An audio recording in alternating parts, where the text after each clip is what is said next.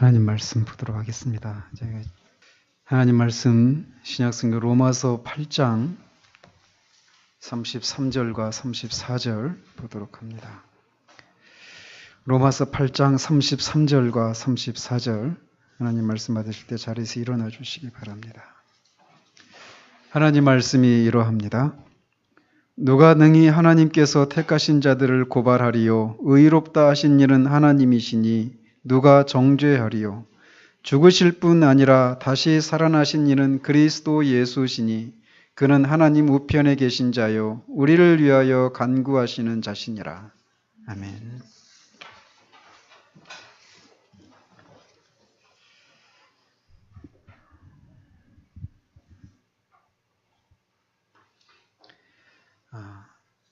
우리 지난주에 하나님은 그리스도의 죽으심이 그 자체로 완전한 속죄인데 거기에다가 그리스도의 중보하심이라고 하는 이 사역을 첨가시키셔서 우리의 구원을 이루도록 하셨다라고 하는 것을 말씀드렸습니다. 그러면서 왜 그렇게 그리스도의 죽으심으로도 충분한데 완전한데 거기에다 그리스도의 중보하심이라고 하는 것을 이렇게 더 첨가하셨는가? 거기는 세 가지 이유가 있다라고 말씀을 드렸습니다. 첫째는 이렇게 해야 하는 것이 하나님께서 가장 크게 영광을 받으시는 방식이기 때문에 그렇고, 두 번째는 우리와 관련해서 이렇게 하는 것이 우리의 구원이 가장 확고하고 견고한 방식이 되기 때문에 이런 방식을 취하셨다라고 말씀을 드렸습니다. 그리고 마지막으로 이 방식을 취해야만 그리스도의 영광이 지속적으로 계속되기 때문이다라고 말씀을 드렸습니다. 오늘은 그리스도께서 이렇게 우리를 위해서 하나님 우편에서 중보하신다라고 하는 사실이 어떻게 우리를 의롭다 하는 것에 그런 근거가 되는지를 살피도록 합니다. 방금 읽어드린 것처럼 사도는 누가 정죄하리요 하면서 이는 그리스도 예수시니 이렇게 말하고 그는 우리를 위하여 간구하시는 자시니라 라고 말을 하고 있습니다. 즉 그리스도께서 우리를 위해서 하나님 우편에서 간구하시는 것, 중보하시는 그 일이 우리가 정죄받지 않는, 또 적극적으로는 의롭다 여김을 받는 그런 것과 관련이 있다라고 그가 얘기를 하고 있는 것이죠. 사도가 이렇게 그리스도의 중보하심이 우리가 정죄를 받지 않을 수 있다고 확신 가운데서 선언할 수 있는 근거는 다음 두 가지 사실에 근거합니다. 첫째는 중보사역 자체의 목표가 다른 것이 아니라 바로 우리를 온전하게 구원하는 것을 목표하고 있기 때문에 그렇습니다. 중보사역 자체가 우리를 온전하게 구원하는 것을 목표로 하고 있기 때문이고, 두 번째는 이렇게 중보하는 것은 그리스도 자신의 목표이기도 하기 때문에 그가 이렇게 확신 가운데 선언할 수 있게 된다는 것입니다. 이 두 가지 목표, 즉 중보사역 자체의 목표와 그리스도 자신의 목표가 바로 우리를 온전히 구원하는 것을 목표로 하고 있기 때문에 사도는 이렇게 확신 가운데 선언하는 것이라는 거죠. 또한 이 두 가지 목표는 그리스도에게 부여된 임무 가운데 가장 중대한 임무라고 할 수 있습니다. 우리를 위해서 죽으시는 것도 그리스도에게 정말 중대한 임무인데 그것보다 더 중대한 임무가 뭐냐? 중보하시는 것이라는 거예요.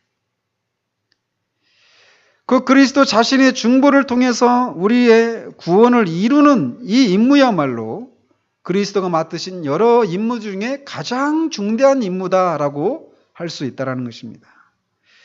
이것에 대해서 좀 더 자세히 말씀을 드리도록 합니다. 즉 중보사역 자체의 목표가 우리를 온전하게 구원하는 것이다. 또 그리스도 자신의 목표가 우리를 중보하는 것이다. 그렇기 때문에 우리가 온전한 구원을 이룰 수 있다라고 확신할 수 있다라고 하는 것이죠. 이 두 가지 목표, 중보사역 자체의 목표, 그 다음에 그리스도 자신의 목표, 이 두 가지를 살펴보도록 합니다. 먼저 중보사역 자체의 목표에 대해서 말씀드리도록 합니다.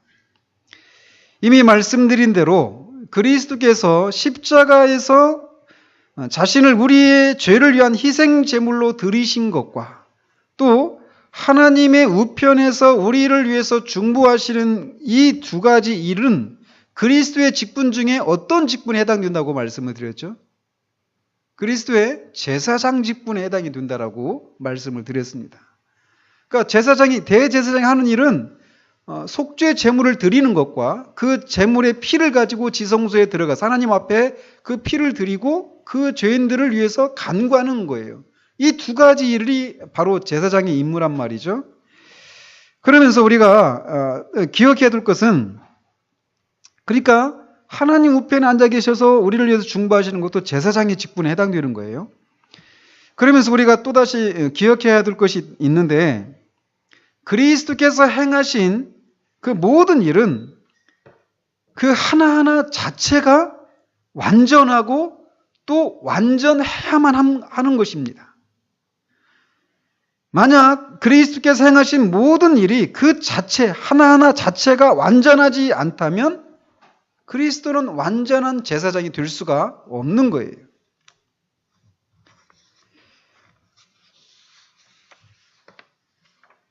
어떤 일이 완전하다라고 할 때, 그 일은 정말 완전해. 완전히 이루었어. 이렇게 말을 한다라는 것은 어떤 의미입니까? 그것은 그 어떤 일을 하기로 계획을 하면서 세웠던 목표를 이루는 것을, 목표를 이룰 때 그것은 완전하다라고 말할 수 있는 거예요. 그죠? 세웠던 목표를 이루면 그 일은 완전한 일이 되는 것입니다. 그러나 반대로 목표를 이루지 못하고 목표를 이루기 위한 어떤 행동들을 하는 것에 그쳤다라면 그것은 불완전한 것이 되고 마는 것이에요. 우리가 흔히 이 일에 있어서 조금 벗어난 얘기지만 이 일에 있어서 우리가 우리 자신이 많이 속는 경우들이 많습니다. 우리 개인이 구원을 받는 것의 목표는 무엇입니까? 성경을 많이 읽는 겁니까? 기도를 열심히 하는 것입니까? 예배를 열심히 드리는 것입니까? 이런 것들이 우리의 신앙에 있어서 필요한 것들이에요. 그러나 이것이 목표는 아닙니다. 그죠? 이런 것은 목표를 이루기 위한 수단이에요. 그래서 우리 개인이 구원을 받는다라고 말할 때 구원의 목표는 무엇이냐면 우리가 일단은 거듭나고 회심해서 의롭다 여김을 받고 거룩한 사람이 되어서 거룩한 열매를 맺어드리는 거예요. 그렇죠? 그래서 우리 안에서 성령의 열매가 풍성하게 맺혀지는 것, 이것이 우리 구원의 목표란 말이에요. 그런데 마찬가지로 교회의 목표는 무엇입니까? 교회의 목표는 회심하지 못한 사람들이, 죄인들이 이곳에 와서 복음을 듣고 그들이 회심하는 거예요. 진짜 구원을 받는 거예요. 그리고 구원받은 사람들이 또 선포되어지는 말씀을 통해서 그리스도의 장성한 분량에 이르기까지 장성해 가는 것입니다. 그런 일이 있을 때 교회 목표를 이루었다라고 할 수 있는 거예요. 그런데 우리가 착각한다는 것이죠.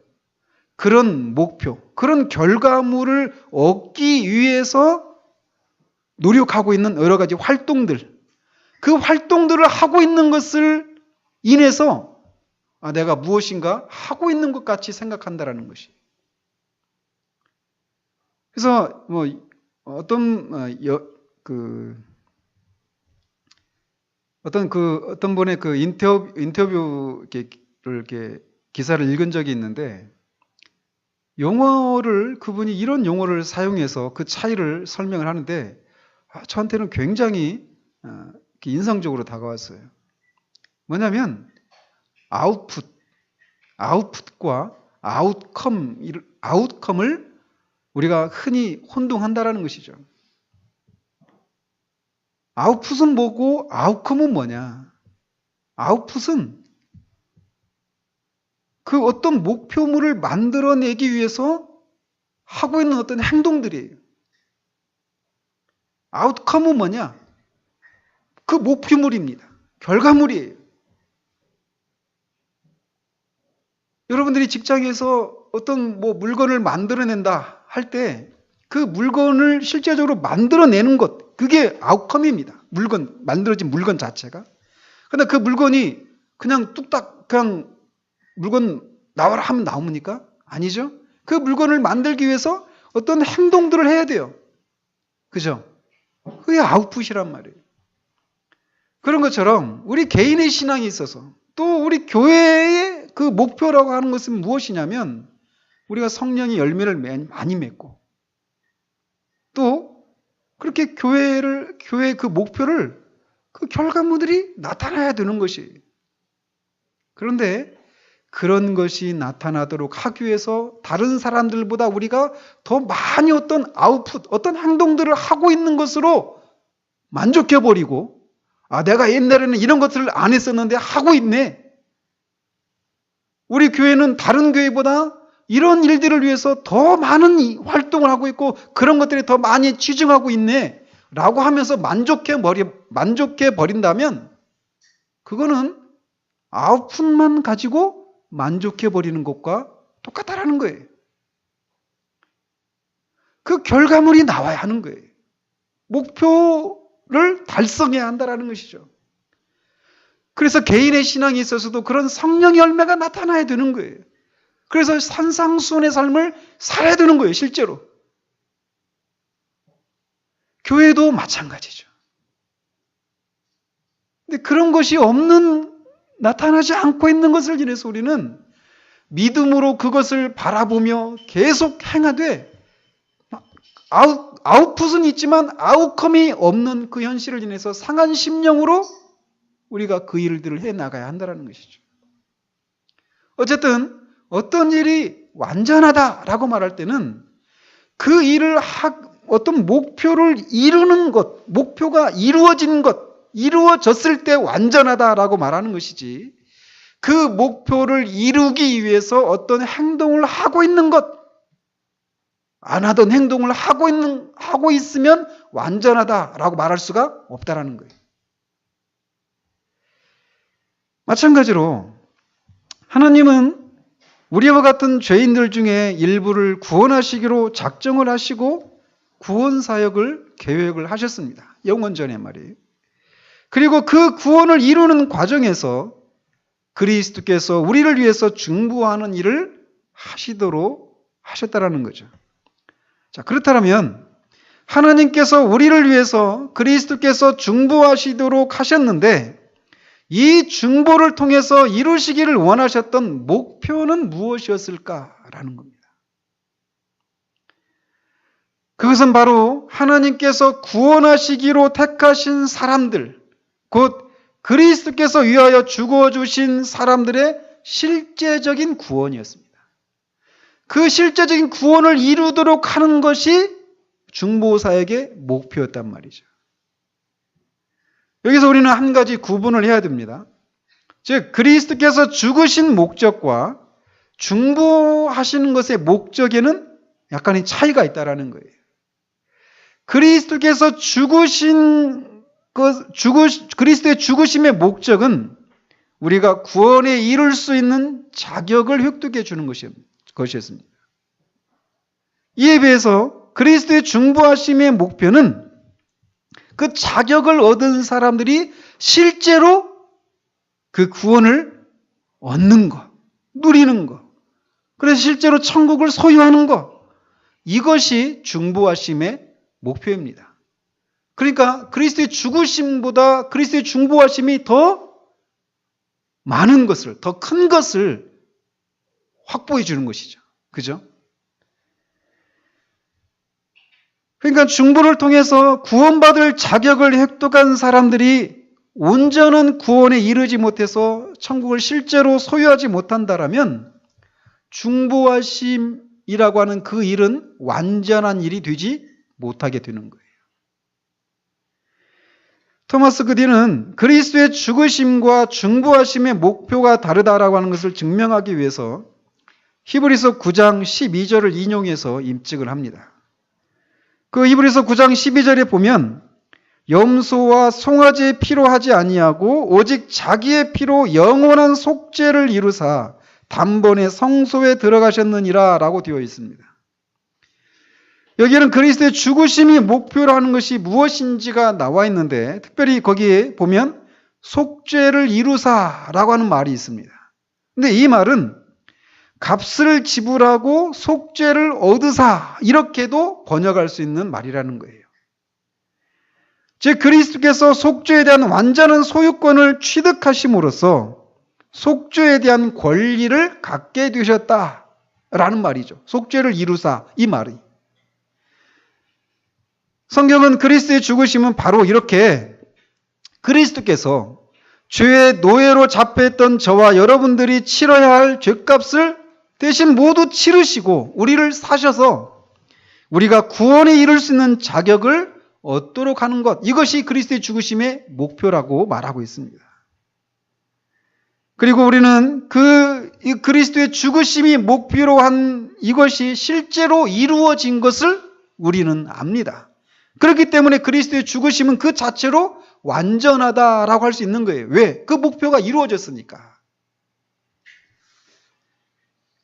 근데 그리스도의 중보하심에 대해서는 또 이제 그디는 히브리서 7장 25절 말씀을 가지고 또 입증을 하는데 거기에 보면 그러므로 자기를 힘입어 하나님께 나아가는 자들을 온전히 구원하실 수 있으니 이는 그가 항상 살아계셔서 그들을 위하여 간구하심이라 라고 말하고 있습니다.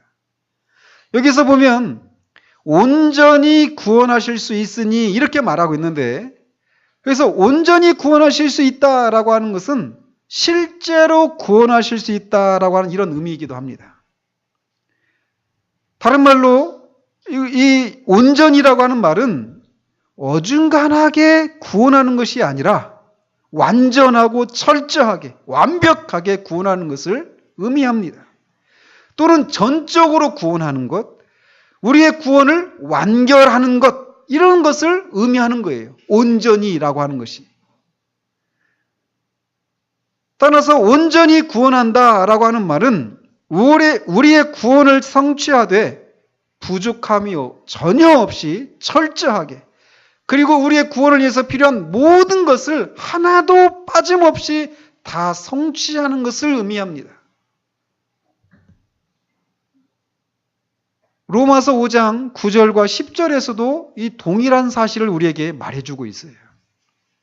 거기 보면 그러면 이제 우리가 그의 피로 말미암아 의롭다 하심을 받았으니 더욱 그로 말미암아 진노하심에서 구원을 받을 것이니 곧 우리가 원수 되었을 때 그의 아들의 죽으심으로 말미암아 하나님과 화목하게 되었은즉 자 여기는 그리스도의 죽으심으로 말미암아 이루어진 일들에 대해서 말하고 있죠.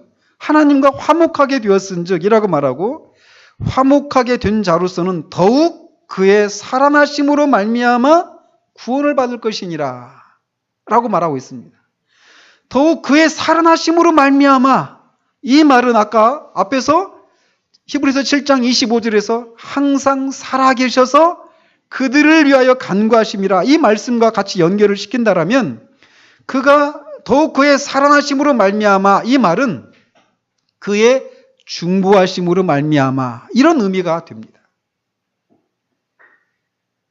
그래서 이 로마서 5장 9절 10절도 그렇고 히브리서 7장 25절도 그렇고 그리스도의 죽으심의 목표와 그리스도의 중보하심의 목표를 구분하고 있는 것을 보게 돼요. 그리스도의 죽으심을 통해서 구원에 이를 수 있는 자격을 확보하시고 그 확보된 그 구원의 자격을 실제로 이루어지도록 하기 위해서 무엇을 하신다고요? 중보하신다라는 거예요. 따라서 그리스도의 중보하심이 목표라고 있는 것이 우리가 하나님과 화목을 이루고 의롭다함을 받는 것에 그치는 것이 아니라 이것을 넘어선 구원을 받는 것, 즉 우리가 실제로 천국을 소유하는 것을 목표로 하고 있다라고 하는 것을 우리가 이런 말씀을 통해서 알 수 있습니다. 그렇다면 이 사실이 우리에게 주는 유익이 무엇인가라는 것입니다. 우리는 이 한 가지 결론에 도달할 수밖에 없어요. 뭐냐? 그리스도께서 이렇게 우리를 위해서 중보하고 계시니 우리가 구원받지 않을 수 없겠구나. 구원받을 수밖에 없겠구나 라고 하는 확신을 갖게 된다는 것입니다. 수차 말씀드렸지만 그리스도의 죽으심이 그 자체로 완전하다라고 말씀드렸습니다. 그리스도의 죽으심이 완전하기 위해서는 그 죽으심을 통해서 이루고자 했던 목표를 완전히 완성해야만 해요. 그런데 그것을 이루셨단 말이죠. 그 죽으심이 목표라는 것은 하나님께서 구원하기를 원하시는 특정한 사람들을 위해서 그리스도께서 구원을 얻기에 충분한 속전을 드리는 것이었습니다. 그리고 그의 죽으심은 그것을 이루었어요. 그래서 우리의 죄와 허물에도 불구하고 우리가 구원받을 수 있도록 만들어주고 천국에 대한 권리를 우리에게 줄 수 있었죠. 마찬가지로 그리스도의 중보하심이 목표라고 하고 있는 것은 하나님께서 구원하기를 원하시는 특정한 사람들을 실제로 완전하게 구원하는 것이고 그들에게 천국을 소유하게 하는 것이에요. 바로 이것이 그리스도의 중보하심의 정확한 목표라는 것입니다. 그러니까 우리가 이렇게 재개발을 하고 그러면은 그 원주민들한테 딱지를 주고 막 그러잖아요. 더 보상을 받아가지고. 근데 그 딱지를 가지고 있으면 들어갈 수 있어요. 그러나 들어가서 살려면 다른 것들이 또 필요하잖아요. 그죠? 그냥 공짜로 주는 게 아니잖아요. 헌집 주면 새 집 주는 게 아니잖아요. 그죠? 완전한 예화는 아니지만 그런 식의 구분이 있다라는 것이에요. 자격을 획득하게 하시고 죽으심을 통해서 그 중보하심을 통해서 실제로 그것을 누릴 수 있도록 해주시는 것이 중보하심의 목표라는 것이에요. 그리스도의 죽으심이 완전한가 불완전한가는 우리의 죄의 허물을 이기는 것에 달려 있었습니다. 그러나 그리스도의 중보하심이 완전한가 불완전한가는 우리의 영혼을 실제로 구원하는 것에 달려 있어요. 그리스도의 죽으심은 그가 위하여 죽은 사람이 죄 용서를 받고 천국에 대한 소유권을 얻어주는 것을 목표로 했다면 그리스도의 중보하심은 그가 실제로 그 천국의 영광을 소유할 수 있도록 하는 것을 목표로 하고 있습니다. 그러므로 만에 하나 그리스도께서 이것을 이루시지 못한다면, 즉 그가 위에서 죽으신 사람이 천국의 영광을 실제로 소유하지 못한다면 그리스도의 중보하심은 실패로 끝나게 되고 그의 중보하심은 완전한 사역이 되지 못하게 될 것이에요. 그러나 이런 일은 결코 일어날 수 없습니다. 왜냐하면 히브리서 7장 25절에서 말하고 있는 것처럼 그리스도는 온전히 구원하시기 때문에 그렇습니다. 히브리서 기자는 그리스도께서 우리의 그 구원을 실제로 이루기 위해서 최선을 다하신다라고 말하고 있지 않아요. 그리스도는 온전히 구원하신다라고 단호하게 말하고 있습니다. 그러므로 그리스도는 중보하심을 통해서 이루시고자 하시는 목표를 온전히 이루시는 것입니다.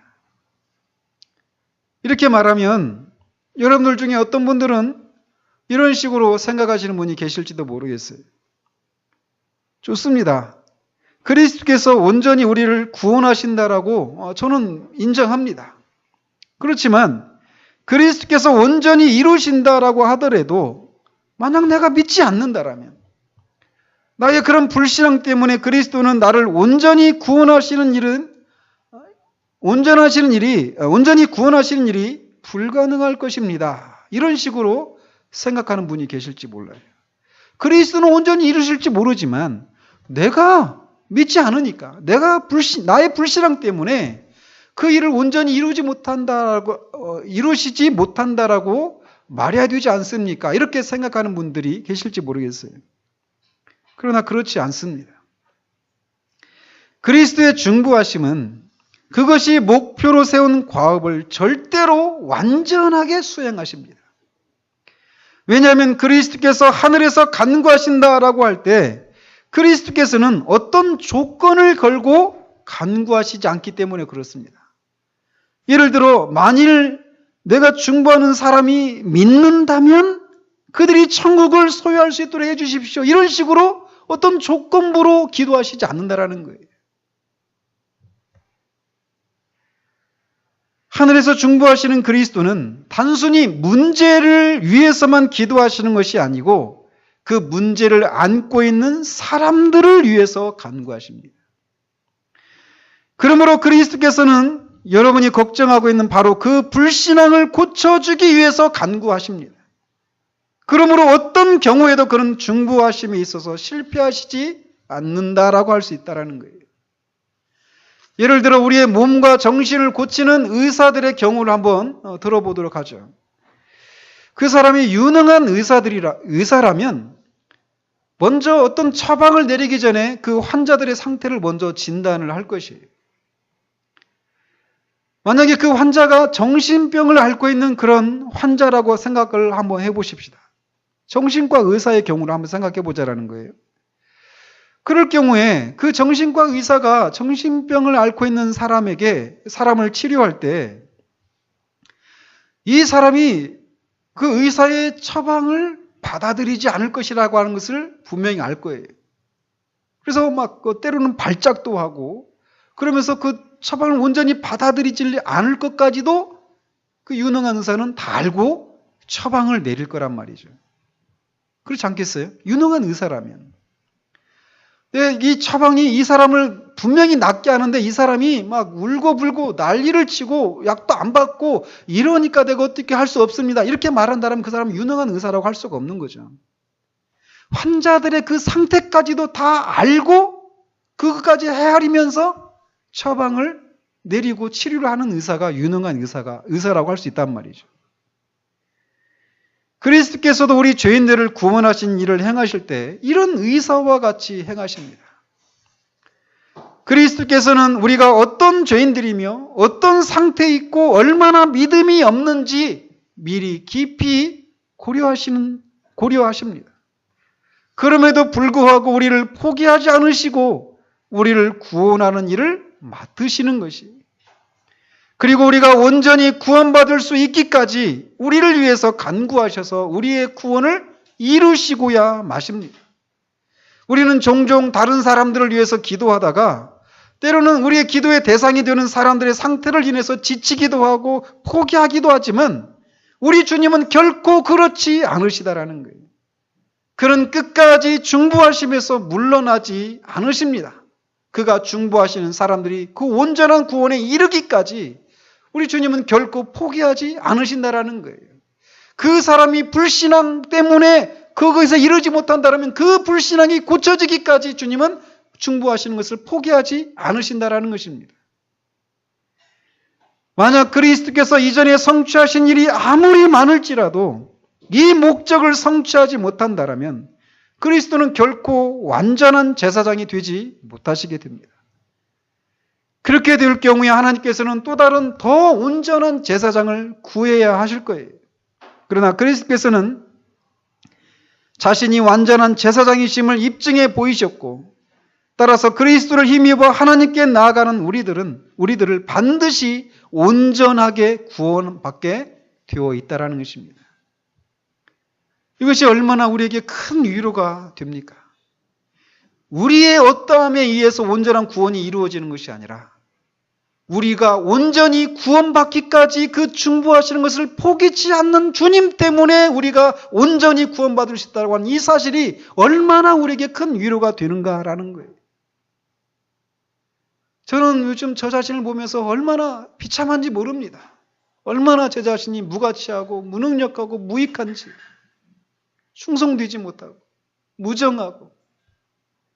그러나 주님은 이런 우리를 온전하게 하는 데까지 충분하신 것을 포기치 않는 거예요.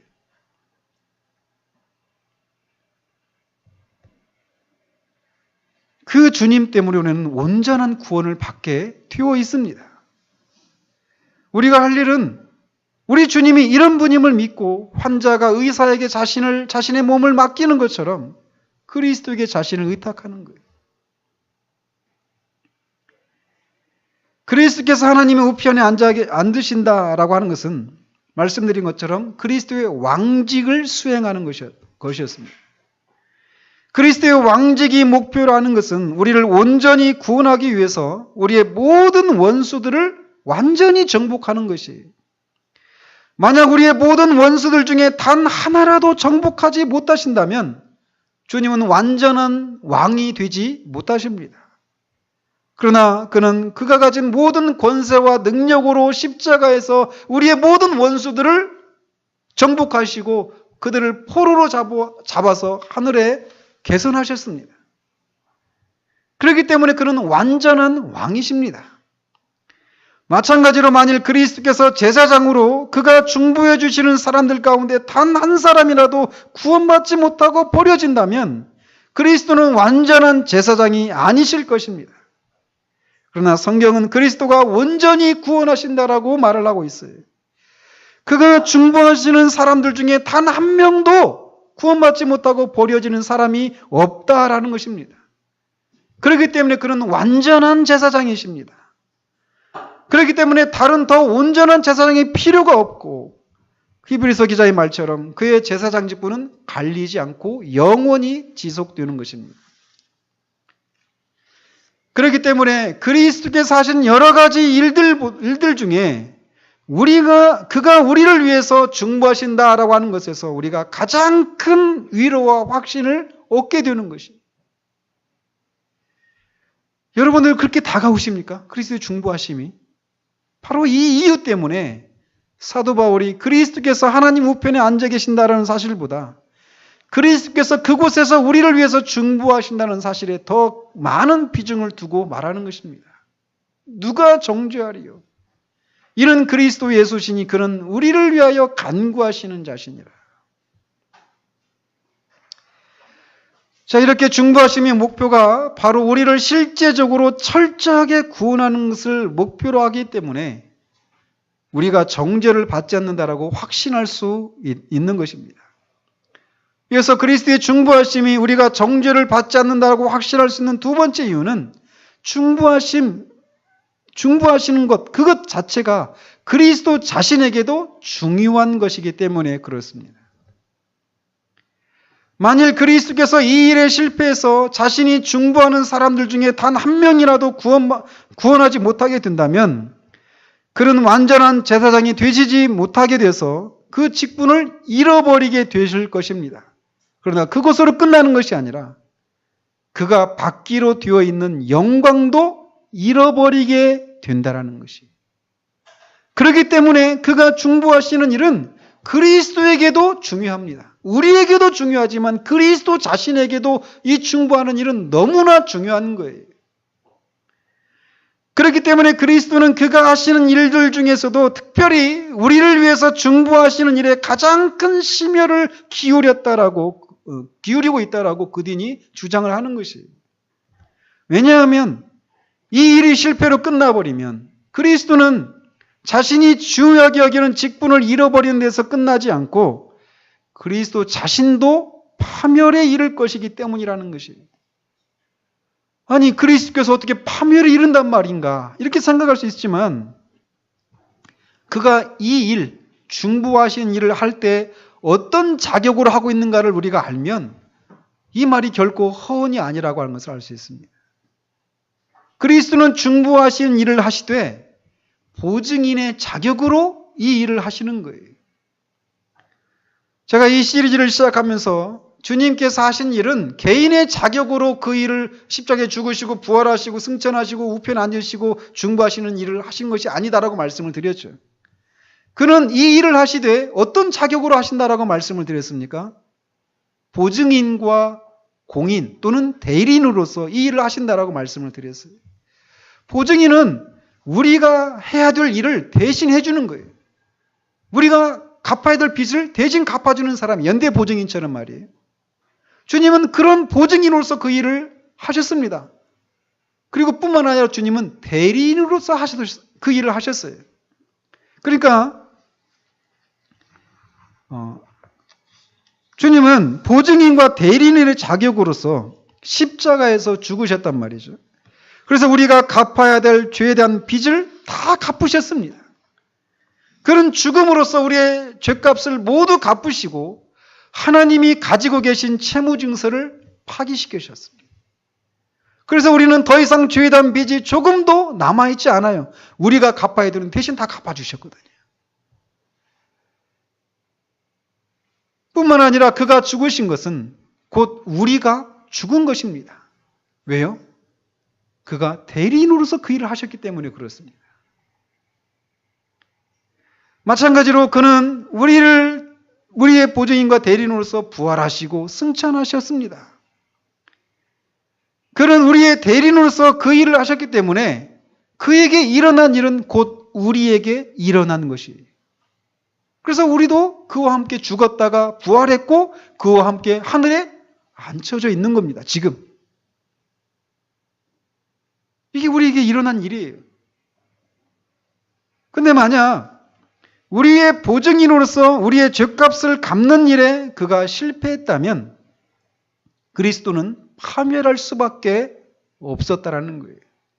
왜냐하면 그리스도는 보증의 자격으로 죄인들을 구원하는 일을 맡으시면서 이 일에 실패하면 자신의 명예만 실추되는 것 이런 정도로 그 일을 감당하신 것이 아니라 자신의 생명을 자신의 영혼을 담보물로 내어놓았다라는 것입니다. 창세기에서 보면 그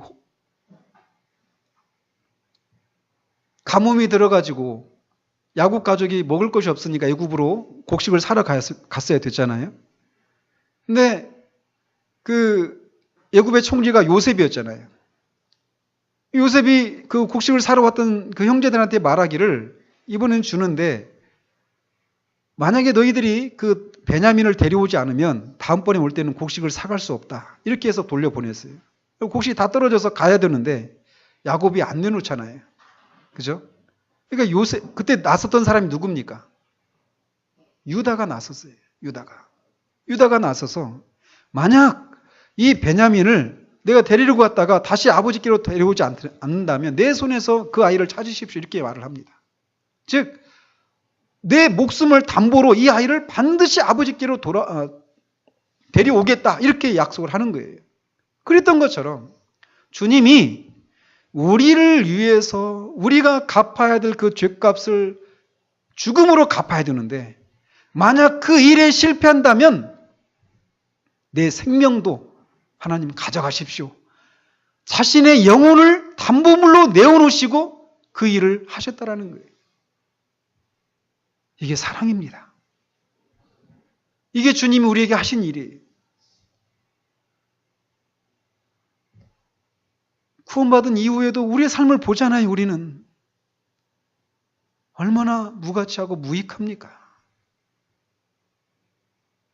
열매도 맺혀드리지 못하고 충성되지 못하고 신실하지 못하고 근데 그런 우리를 위해서 주님이 내 목숨을 담보로 내 생명을 담보로 이 사람들을 위해서 내가 빚을 갚는 일을 하겠습니다 하고 그 일을 하셨다는 거예요.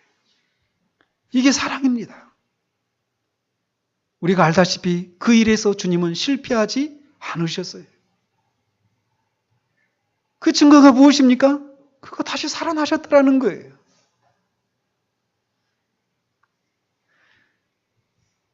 그가 보증인으로서 또 대리인으로서 하시는 일은 죽으시고 부활하시고 승천하시는 일, 이 일을 통해서 다 완성을 하셨습니다.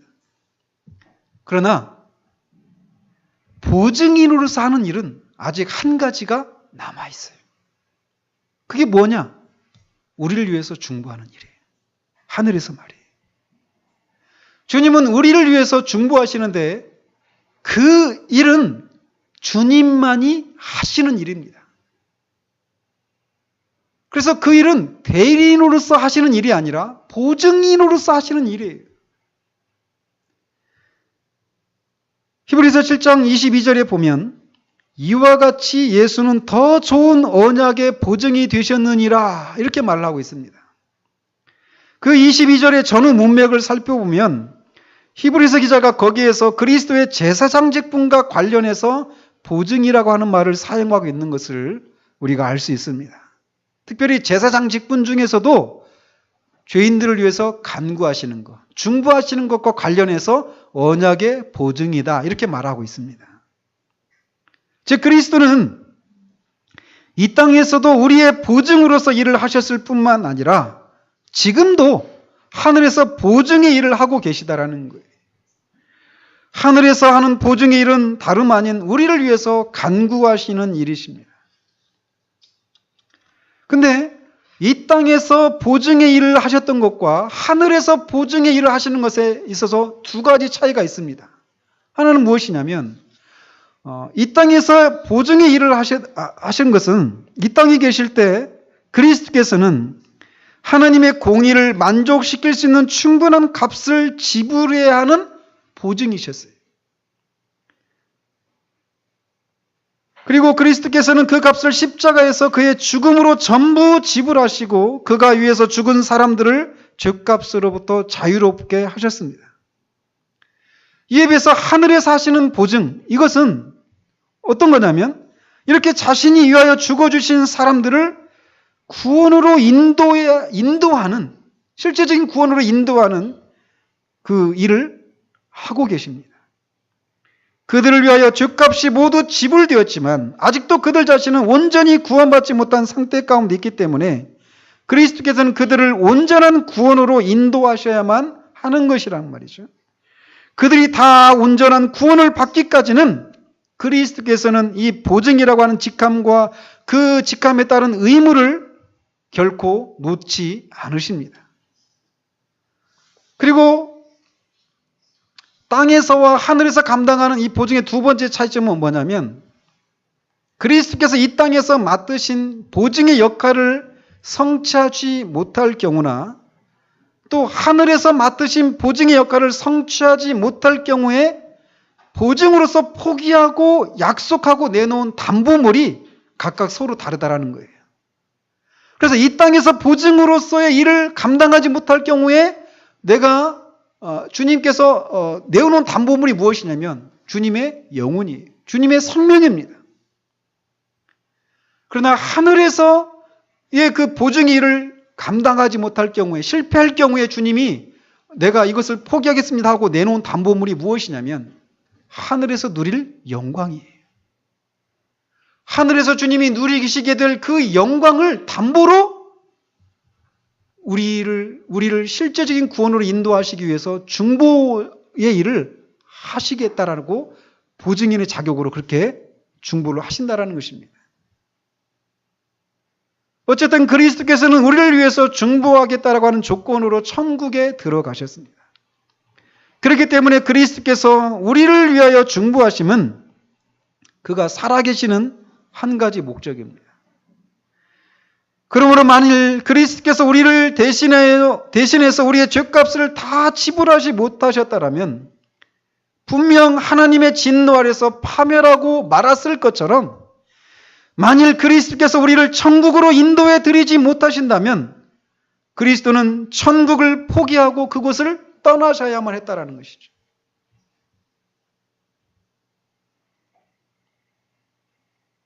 그러나 주님은 그런 일이 주님에게 일어나지 않으십니다.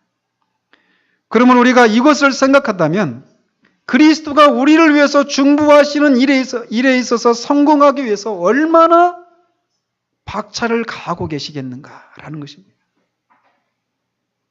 그는 우리를 위해서 중보하시는 일에 결코 실패하지 않으십니다. 그가 걸어놓으신 그 담보물을 생각해서라도 주님은 중보하시는 일에 실패하지 않으신다라는 거예요. 중보하시는 일에 실패하면 그가 천국에서 누리게 될 그 영광을 다 포기해야 되기 때문에 그렇다라는 것이죠. 그러니 그가 이 일을 위해서라도 우리를 위한 중보의 일에 실패하실 수가 없으신 것입니다. 그렇기 때문에 사도는 그렇게 힘차게 선포하고 있는 거예요. 누가 우리를 정죄하리요? 그는 우리를 위해서 간구하시는 자신이라고 말하고 있는 것입니다. 그러므로 그가 지금도 우리를 위해서 하나님 옆에서 그가 이 땅에서 이루신 일에 근거해서 우리를 위해 중보하고 계신다는 사실들을 깊이 묵상하시기 바랍니다. 그는 이 일에 실패하지 않으십니다. 그러므로 우리가 그리스도 안에 있다면 어떤 경우에라도 정죄를 당하지 않는다는 사실을 굳게 붙잡는 여러분이 되시기를 바랍니다. 우리의 구원의 시작과 마지막까지 그리스도께서 모두 개입하시고 그가 온전히 주장하십니다. 그러므로 우리는 자랑할 것이 아무것도 없어요. 오직 그리스도. 그분만이 우리의 구원이십니다. 마땅히 되어야 될, 또 마땅히 있어야 될 그런 모습이 없는 그런 우리들의 모습을 인해서 우리 양심이 우리를 송사하고 사단이 참소할 때마다 우리를 위해서 지금도 중보하시는 그리스도를 바라보시는 여러분이 되시를 바랍니다. 그 그리스도를 바라보는 여러분의 얼굴을 향해서 여러분의 양심이 사단이 수없이 화살을 쏘아대고 그래서 여러분이 상처투성이가 된다 하더라도 끝까지 당신의 그 영광을 포기하지 않으시기 위해서라도 우리를 중보하는 일에 실패하지 않으시는 그리스도를 바라보시기 바랍니다. 혹시 명량이라고 하는 영화 보셨습니까? 그게 구루시마인가요? 그 일본 그 장수? 이순신 앞에 막 나가잖아요. 근데 막 화살을 막 쏘잖아요. 완전히 고슴도치처럼 화살을 맞았잖아요. 그런데도 막 계속 이순신을 죽이려고 가잖아요. 목이 잘려지고 무릎이 꿇려지고 그때서야 멈추고 맙니다. 그런 것처럼 여러분의 양심이 여러분을 송사하고 사단이 여러분을 참소할 때 마치 그 수없이 화살을 맞고 있는 그런 상태가 된다 하더라도 끝까지 여러분을 위해서 중보하시는 그리스도를 바라보십시오. 그 그리스도는 결코 우리를 온전한 구원으로 인도하시는 일에 실패하지 않으시는 그런 분이십니다. 그 주님이 지금도 우리를 위해서 중보하고 계십니다. 기도하겠습니다.